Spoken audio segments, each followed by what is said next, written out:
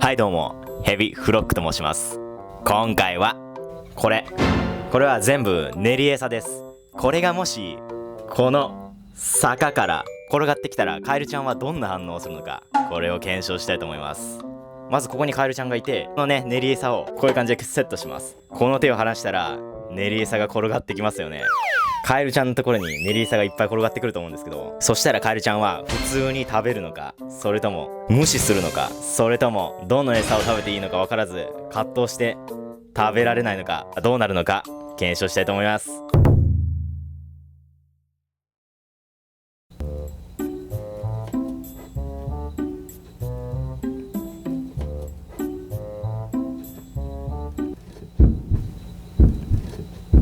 暗い。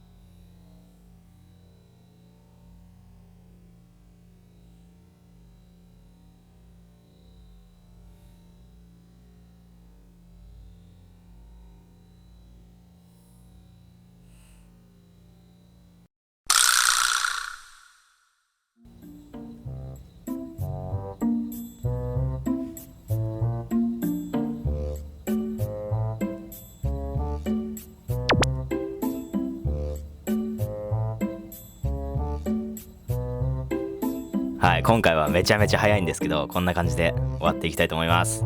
ご視聴ありがとうございました。